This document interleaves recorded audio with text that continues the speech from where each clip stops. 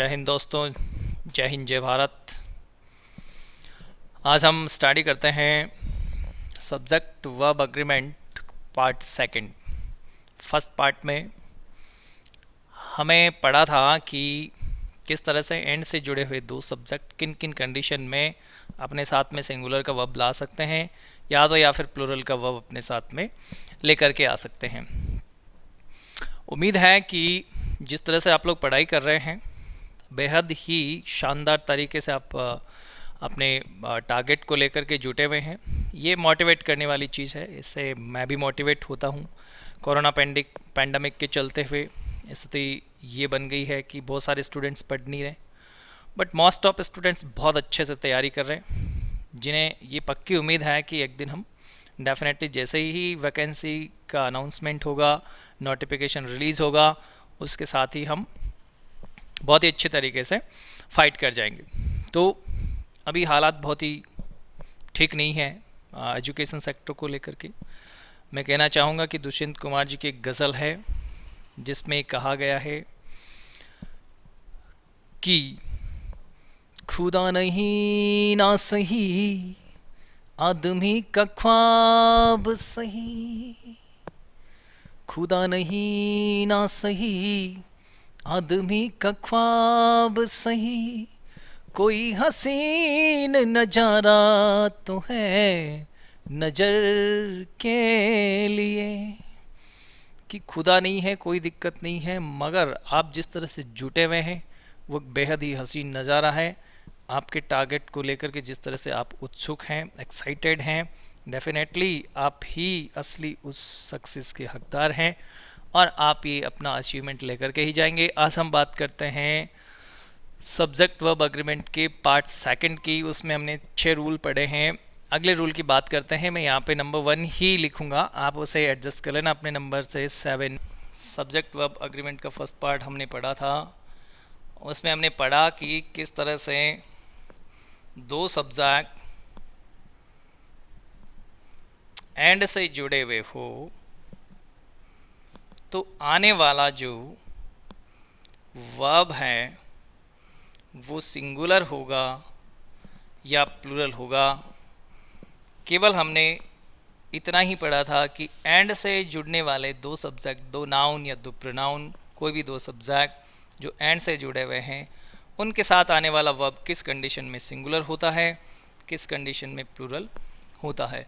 उसके हमने टोटल 6 नियम पढ़े थे। अब इसी क्रम में हम आगे बढ़ते हैं, लेकिन एंड से जुड़े हुए होने की बात नहीं करेंगे।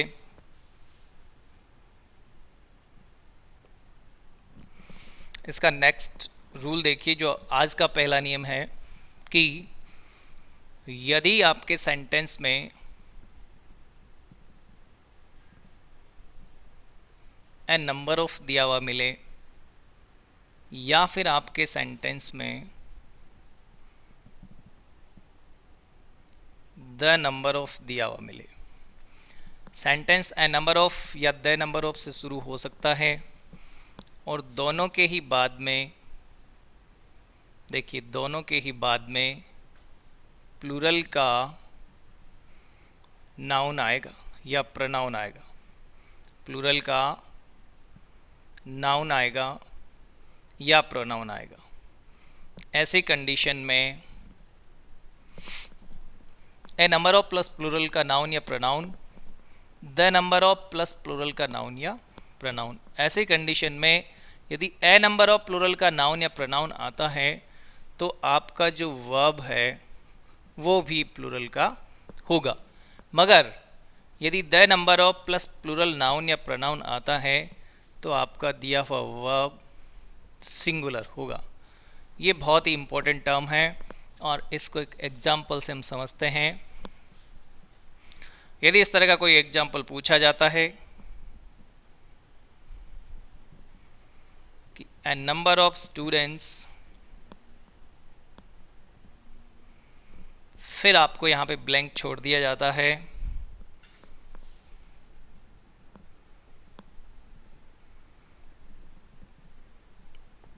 Coming to play. अब यहाँ पे आपको ऑप्शन दिया जाता है is are, has and have. ये ऑप्शन देखिए, ए नंबर ऑफ, हमारी रिकग्निशन क्या रहेगी यहाँ पे, ए नंबर ऑफ।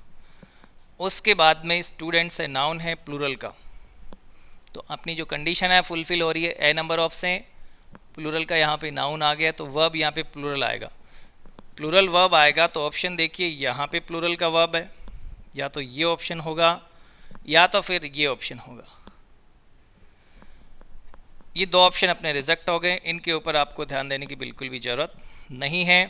अब आप सेंटेंस की नेचर देखिए, सेंटेंस में आईएनजी का फॉर्म है, आईएनजी का फॉर्म है तो डेफिनेटली ये कंटिन्यूस टेंस ही है। कंटिन्यूस टेंस के साथ में कभी भी हैव हेल्पिंग वर्ब नहीं आ सकता, तो फिर क्या आएगा, आर आएगा या वर आएगा। तो यहाँ पे अपना आंसर निकल के जो आएगा वो क्या होगा, आर। इस तरह के क्वेश्चंस आपको बेसिकली कंपटीशन एग्जाम्स में पूछे जाते हैं, भले ही वो किसी प्रकार का कंपटीशन एग्जाम क्यों ना हो। इंग्लिश की बात करें तो द नंबर ऑफ का एक एग्जाम्पल लेकर के देखते हैं।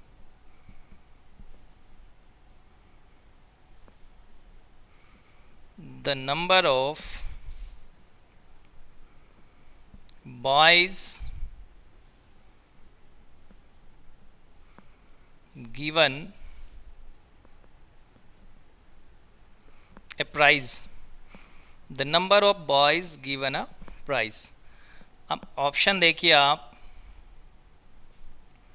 इज, वही ऑप्शन ले लेते हैं, are, has and have. Sentence का नेचर देखिए, सेंटेंस का रिकग्निशन देखिए। द नंबर ऑफ, रिकग्निशन क्या है अपने पास, the number of. The number of हो चाहे ए नंबर ऑफ हो, इसके बाद में ऑलवेज क्या आएगा, प्लूरल का नाउन या प्रोनाउन। ये प्लूरल का नाउन है, ये प्लूरल का नाउन है। A number of plus plural noun, the number of plus plural noun. तो आपको क्या करना है, यदि ए नंबर ऑफ आया है और ए नंबर ऑफ के साथ में प्लूरल नाउन है, तो आपका जो वर्ब होगा वो क्या होगा, प्लूरल होगा भाई। और यदि the number of plus plural का नाउन आया है, तो आपका जो वर्ब होगा वो किसका होगा, सिंगुलर का वर्ब होगा। ये आप अच्छे से ध्यान रखिए। अब सेंटेंस का नेचर देखिए, यहाँ पे आया है वर्ब की थर्ड फॉर्म, और वर्ब की थर्ड फॉर्म जो है वो इज़ और आर के साथ में भी आ सकता है, क्योंकि ये किस कंडीशन में आता है, पैसिव फॉर्म में। किस फॉर्म में आता है, यदि सेंटेंस पैसिव फॉर्म है तो ऐसा भी हो सकता है, बट यहाँ पे पैसिव को इंडिकेट करने वाला कोई भी फॉर्मेट आगे नहीं है, कोई भी रिकग्नाइज़र नहीं है कि ये पैसिव को ही इंडिकेट कर रहा है, ऐसा बिल्कुल भी नहीं है। इसलिए हम किसका यूज़ करेंगे, यहाँ पे डायरेक्ट टेंस का यूज़ करेंगे। तो गिवन वर्ब की थर्ड फॉर्म कौन से टेंस में आती है, परफेक्ट टेंस में आती है। परफेक्ट टेंस की यहाँ पे दो हेल्पिंग वर्ब्स दी हुई है, तो द नंबर ऑफ के हिसाब से हैव कभी नहीं होगा, द नंबर ऑफ के हिसाब से सिंगुलर का वर्ब आएगा। सिंगुलर का वर्ब कौन है, हैज़, तो आपका आंसर क्या हो जाएगा, हैज़। तो कहानी बिल्कुल क्लियर है कि यदि a number of plus plural noun pronoun आए तो वर्ब भी प्लूरल होगा, the number of plus plural का नाउन प्रोनाउन आए तो वर्ब सिंगुलर होगा, वर्ब सिंगुलर होगा। ये दोनों चीज़ें, इसमें से बहुत बार क्वेश्चन पुट किया जाता है, इसलिए इसका अच्छे से ध्यान दें। नेक्स्ट अपना रूल देखिए, रूल नंबर सेकंड देखिए,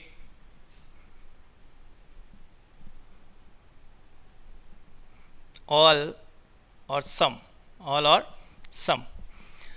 यदि आपके सेंटेंस में ऑल दिया हुआ हो या फिर सम दिया हुआ हो, तो भी कंडीशन दो प्रकार से बनती है। किस किस प्रकार से देखिए, ऑल हो या फिर सम हो प्लस काउंटेबल नाउन हो, काउंटेबल्स हो। काउंटेबल नाउन्स कौन सी होती है, जिनको हम गिन सकते हैं।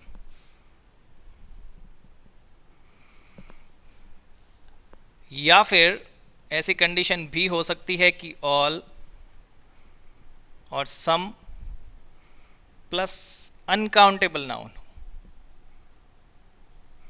कैसा नाउन हो, अनकाउंटेबल नाउन हो।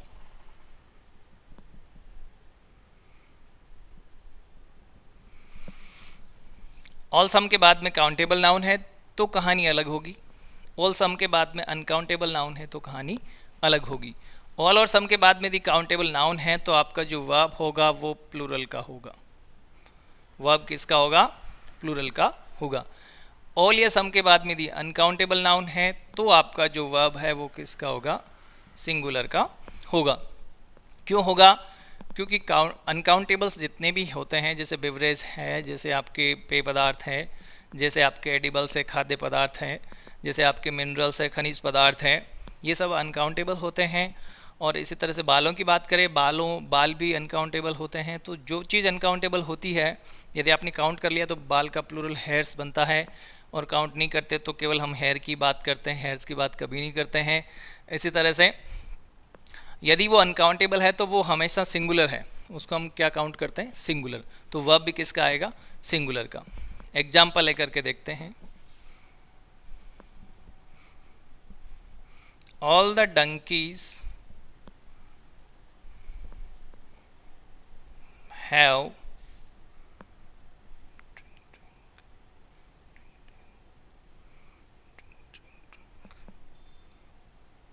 Drunk water. Drink, drank, drunk. Drunk third form है। ऑल आया है, उसके बाद में प्लूरल का नाउन आया है। द डंकीज प्लूरल का नाउन है, और ये काउंटेबल है। नाउन प्लूरल का है बट काउंटेबल नाउन है। तो all plus countable noun, all plus countable noun. तो यहाँ पे जो वर्ब आएगा वो किसका होगा? प्लूरल का होगा। कि सारे गधा पानी पी गया। एक कोई टीचर था और उसके पास में एक कोई व्यक्ति पढ़ता था। वो व्यक्ति इन द सेंस एज में जो बच्चों से ऊपर था, वो पढ़ता था। तो गुरुजी के पास में, तो उसको बहुत ज़्यादा टाइम लगता था पढ़ने में, बहुत धीरे धीरे समझ में आता था। तो वो मैरिड था।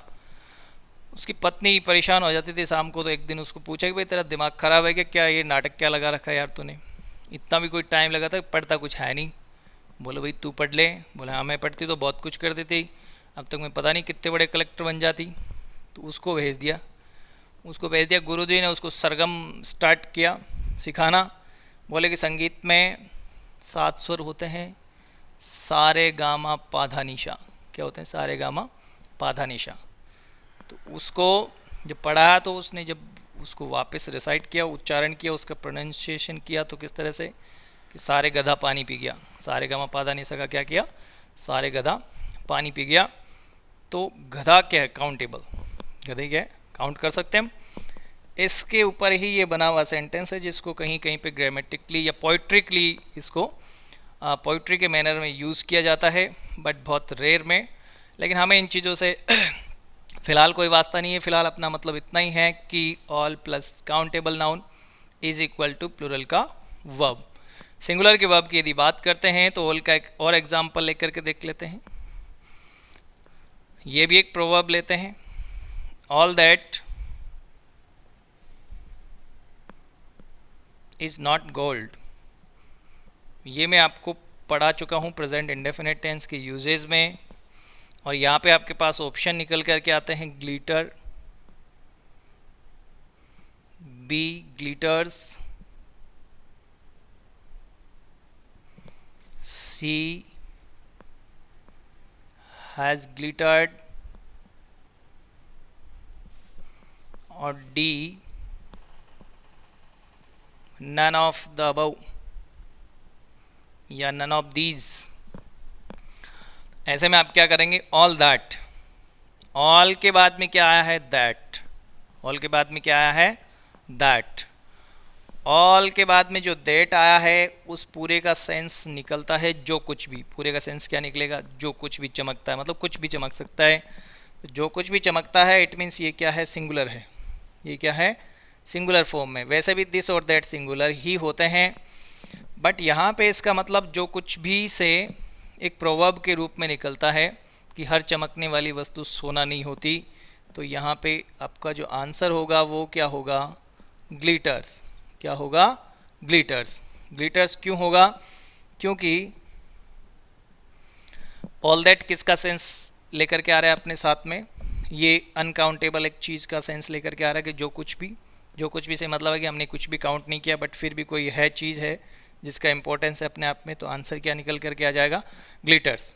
तो अनकाउंटेबल कुछ भी है, जैसे all the water has phloem, कि सारा पानी बह गया। All the milk has spreaded, कि पूरा दूध बिखर गया है।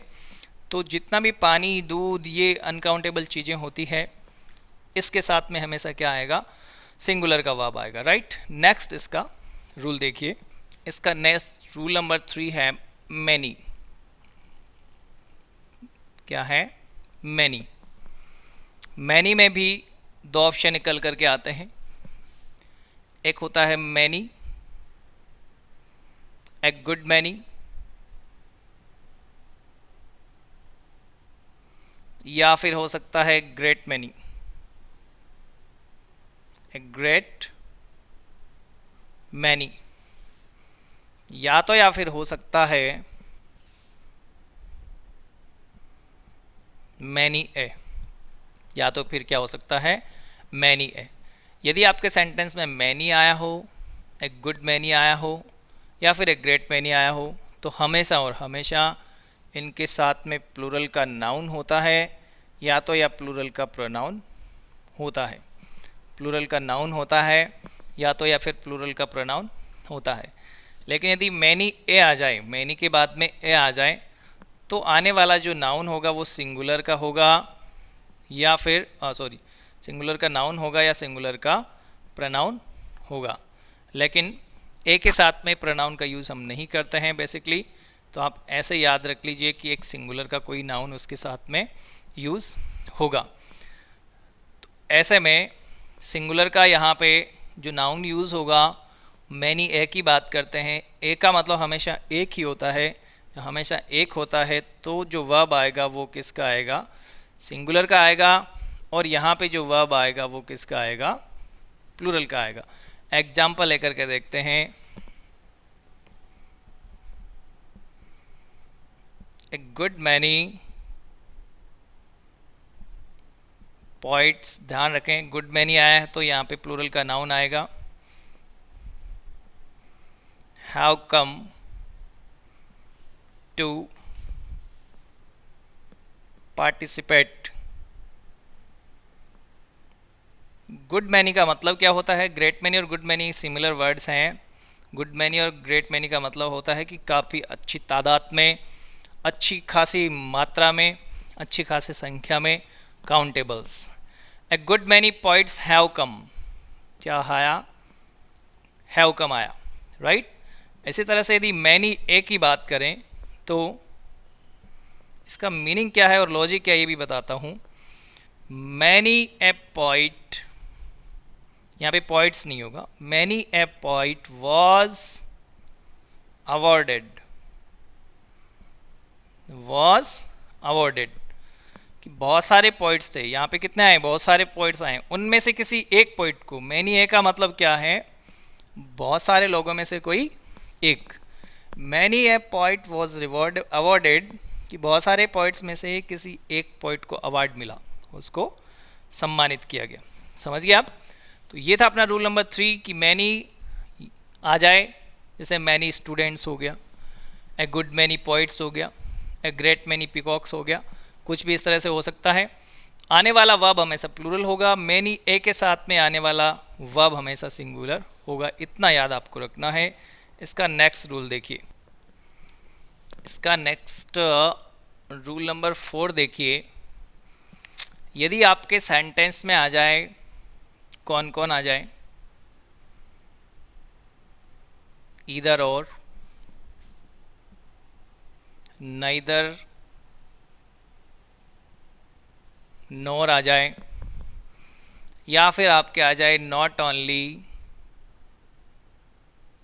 बट ऑल्सो, या फिर कौन आ जाए? Not only but also. Either or, neither nor, not only but also. तो कंडीशन क्या बनेगी? देखिए इनका फॉर्मेट क्या होता है, किस तरह से ये अपने आप को सेंटेंस में जगह देते हैं। देखिए आइदर के बाद में एक सब्जेक्ट आएगा, सब्जेक्ट फर्स्ट, और के बाद में भी एक सब्जेक्ट आएगा, subject second, right. Subject first and subject second. इसी तरह से नीदर का देखिए,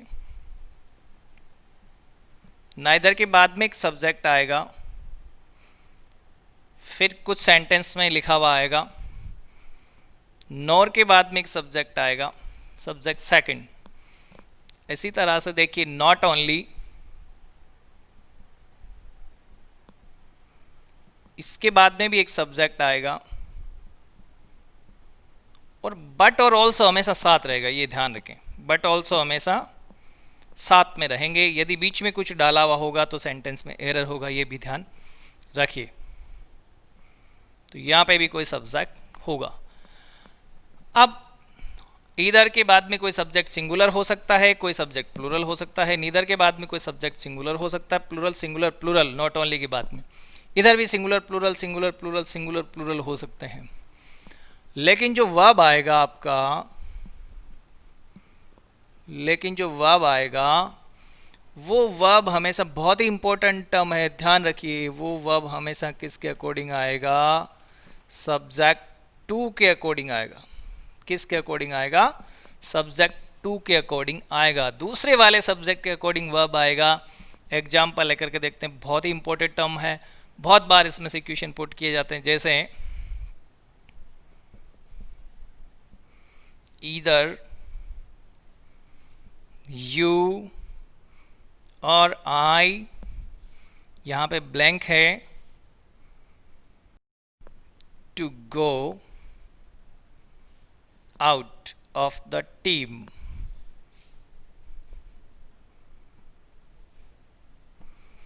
सेंटेंस देखिए कि या तो तुम्हें या तो मुझे टीम से बाहर जाना ही है, ठीक है। ऑप्शंस देखिए, is, are,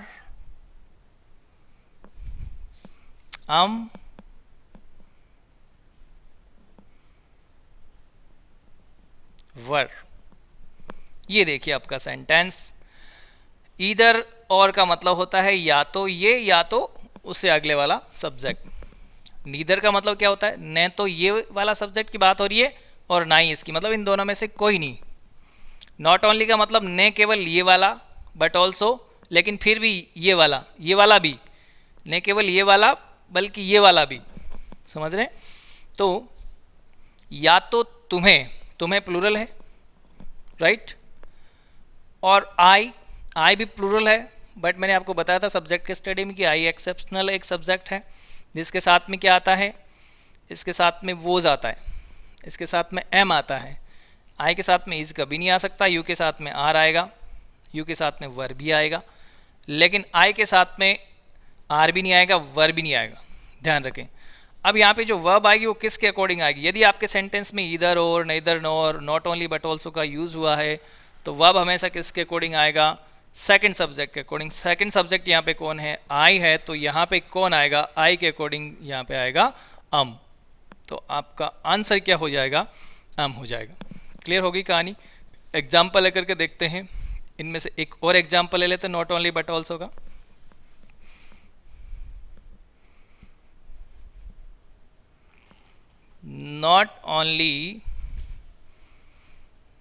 not only the students, सबसे इजी जो एग्जाम्पल्स निकल करके आते हैं दिमाग में टीचर की, वो स्टूडेंट की होते हैं। Not only the students but also the principal,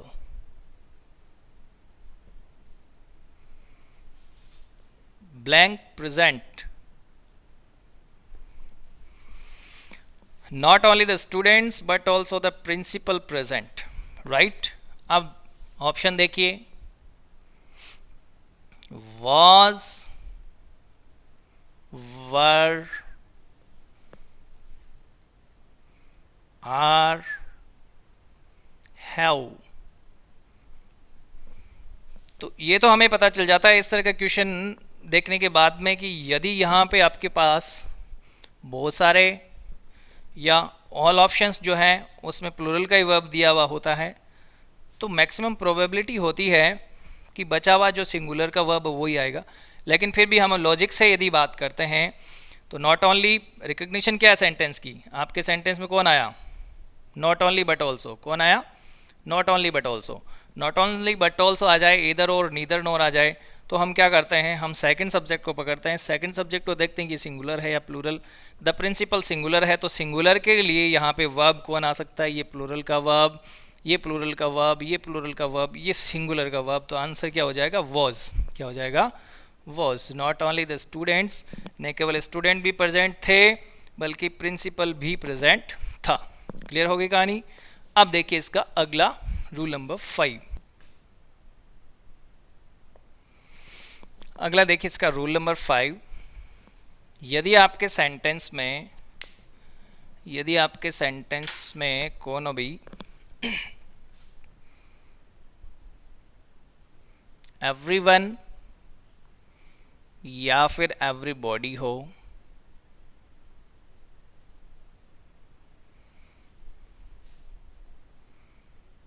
no one या फिर नोबॉडी हो, समवन या फिर समबॉडी हो,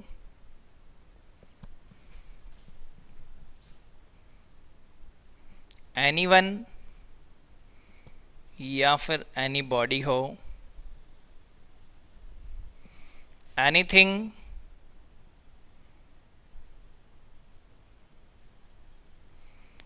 या फिर नथिंग हो। कौन कौन हो, everyone everybody, no one nobody, someone somebody, anyone anybody, nothing anything, anything nothing.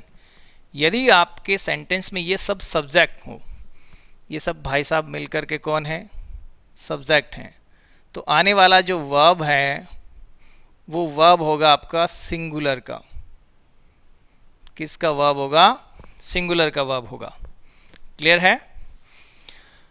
Everyone everybody, no one nobody, someone somebody, anyone anybody, anything nothing, ये सब्जेक्ट की तरह काम करें तो आने वाला वर्ब कैसा होगा, सिंगुलर वर्ब होगा। एग्जाम्पल लेकर के देखते हैं। Everyone has rewarded, everyone has rewarded, सभी को इनाम दिया गया है। या फिर मैं कहूँ कि एवरीवन वॉज रिवॉर्डेड, तो इसका मीनिंग हो जाएगा सभी को इनाम दिया गया था। ये पैसिव फॉर्म में बन गया है अब आपका सेंटेंस। तो है जाए या वो जाए, यहाँ पे एवरीवन के साथ में हमेशा आने वाला जो वर्ब होगा वो कैसा होगा, सिंगुलर होगा। Nothing, nothing is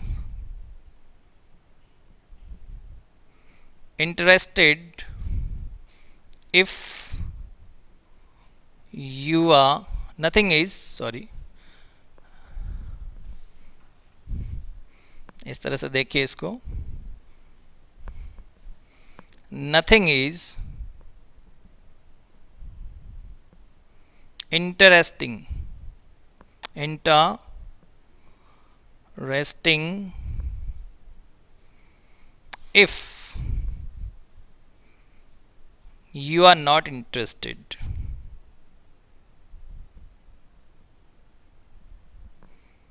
interested, right। तो यहाँ पे इफ़ की बात करते हैं तो ये कंडीशनल सेंटेंस भी बन गया, लेकिन ये जो कंडीशन यहाँ पे आ रही है, ये यहाँ पे इधर इज आ रहा है और इधर आर आ रहा है।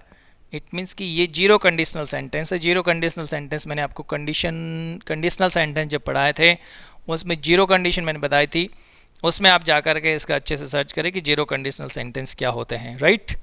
अभी हम बात करते हैं नथिंग सब्जेक्ट की। नथिंग यहाँ पे सब्जेक्ट की तरह काम कर रहा है, क्योंकि सब्जेक्ट ही है तो सब्जेक्ट की तरह ही काम करेगा। जब सब्जेक्ट एवरीवन हो, एनीथिंग हो, नथिंग हो, या फिर एवरीबॉडी हो, नोबॉडी हो, तब आने वाला जो वर्ब होगा वो हमेशा कैसा होगा, सिंगुलर का वर्ब होगा। ये दोनों क्या है, सिंगुलर के वर्ब्स हैं, राइट। इसी तरह से कोई भी आप इनमें से एग्जाम्पल ले लें उठा करके, या फिर आपको कोई उठा करके दे दे, तो फिर आप उसको क्या दे देंगे, बदले में सिंगुलर का वर्ब दे देंगे और अपने नंबर बटोर लेंगे, राइट। क्लियर है स्टेटमेंट। अगला इसका रूल देखिए, इसका रूल नंबर 6 देखिए, each of either of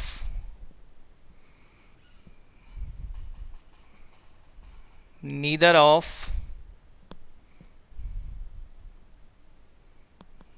none of one of. ठीक है, यहाँ पे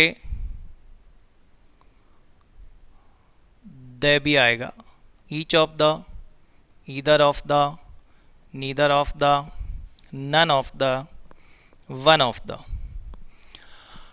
और इन सब के साथ में, इन सब के साथ में जो प्लस में होगा वो होगा प्लूरल का नाउन या प्लूरल का प्रनाउन।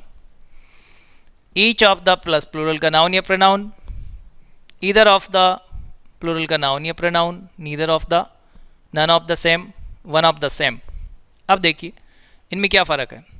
ईच ऑफ द का मतलब होता है कि दो से अधिक, कितने, more than two, more than two में से कोई एक, मोर देन टू में से कोई एक, तो मोर देन टू में से कोई एक, गणित की भाषा में बात करें तो एक, ये लो। अब आप इसका परसेंटेज निकाल लेना घर बैठ के। मोर देन टू में से कोई एक, ठीक है। ईदर ऑफ द का मतलब केवल दो में से एक, कोई एक, केवल दो में से कोई एक, तो कितना हो गया, आधा। गणित की भाषा में बात करें तो ऐसा नहीं, दो में से कोई एक, वैसे ही आधा हो गया, दो का आधा एक, बट ये 1/2 हाफ हो गया। नीदर ऑफ द का मतलब क्या होता है कि दो में से कोई नहीं, दो में से कोई भी नहीं, केवल दो में से, दो में से कोई भी नहीं। वैसे इसकी बात करें तो ये कंडीशन क्या बन जाएगी आपकी, 0, और वैसे भी सही है कंडीशन कि दोनों में से कोई नहीं मतलब 0। नन ऑफ द का यूज़ कहाँ पे होता है कि more than two, more than two, more than two में से कितने, कोई नहीं, 0। वन ऑफ द का मतलब है कि कितने भी हो सकते हैं, वन ऑफ द का मतलब क्या है, कितने भी हो सकते हैं, उनमें से आपका कोई एक, कितने में से भी कोई अनसर्टेन है, ये कोई अनसर्टेन है, तो ये कंडीशन ईच पे भी लगती है। लेकिन ये दो से ज़्यादा जितने भी हैं उनमें से प्रत्येक एक अलग होता है और ओनली वन अलग होता है। ओनली वन की बात करें तो वन ऑफ द आएगा, चाहे वो अनसर्टेन कितने भी नंबर है, अनसर्टेन कितना भी नंबर है उसमें से केवल मात्र एक। ठीक है, जैसे one of the my best friends, he is one of the my best friends, he is one of the my best teachers, one of the best followers. तो वो बहुत सारे फॉलोअर्स में से, बहुत सारे टीचर्स में से, बहुत सारे फ्रेंड्स में से एक है। लेकिन each of the students, students में से प्रत्येक एक, हर कोई, हर एक स्टूडेंट की बात कर रहे हैं। तो ये जो टर्म है ये इसको इस तरह से अलग करता है। ठीक है, अब बात करते हैं हम आगे, चलिए इसकी इक्वेशन को आगे तक बढ़ाते हैं और इसको बैलेंस करते हैं। समीकरण को संतुलित करने पर हमें मिलता है क्या, जो प्रोडक्ट यहाँ पे निकल के आया है वो निकल के आया है सिंगुलर का वर्ब। क्या निकल के आ गया, सिंगुलर का वर्ब। ये सोडियम क्लोराइड हो गया भाई साहब आपका। ठीक है, तो कहानी क्या है, इनमें से कोई भी एक आइटम आए उसके साथ में हमेशा जो आइटम है वो प्लूरल का नाउन आएगा या तो प्लूरल का प्रोनाउन आएगा, मगर जो आगे वर्ब आएगा वो हमेशा कैसा आएगा, सिंगुलर का। यदि सब्जेक्ट वर्ब अग्रीमेंट की बात करें तो इनके साथ में आने वाला वर्ब सिंगुलर होगा, यहाँ पे कहानी खत्म हो जाती है। लेकिन एरर स्पॉटिंग की बात करें तो कहानी खत्म नहीं होती है। इनके साथ में आने वाला नाउन सिंगुलर हो यहाँ पे तो यहाँ पे सेंटेंस में एरर है, प्रोनाउन सिंगुलर हो तो सेंटेंस में एरर है, और यदि यहाँ पे वर्ब प्लूरल हो तो भी सेंटेंस में एरर हो जाएगा। क्लियर। और यहाँ पे ईच ऑफ की बात करें, ठीक है, और दो की बात हो रही है तो कहानी एरर में है। ईदर ऑफ की बात करें और बहुत सारों की बात करें तो कहानी एरर में है। नीदर ऑफ की बात करें और यहाँ पे दो ही जनों की बात करें, सॉरी बहुत ज़्यादा जनों की बात करें तो यहाँ पे कहानी में एरर है। नन ऑफ की बात करें और दो ही जनों की बात कर रहे हैं तो इसमें एरर है। वन ऑफ की बात करें तो वन ऑफ की बात कर लो, क्या कर लोगे, कोई एरर नहीं है। एग्जाम्पल लेकर के देखते हैं। Either of the two sons, either of the two sons was present in the wedding ceremony, कि शादी में उस पड़ोसी के दोनों बेटों में से दोनों के दोनों आए थे, दोनों में से दोनों के दोनों नहीं आए थे, सॉरी कोई एक प्रेजेंट था, दोनों में से कोई एक प्रेजेंट था। अब कौन सा था वो पता नहीं है, दोनों में से कोई एक आया था। ईदर ऑफ का मतलब क्या, दो में से कोई एक। इसी तरह से देखिए हम बात करें किसकी, कोई सा भी एक ले लेते, ईच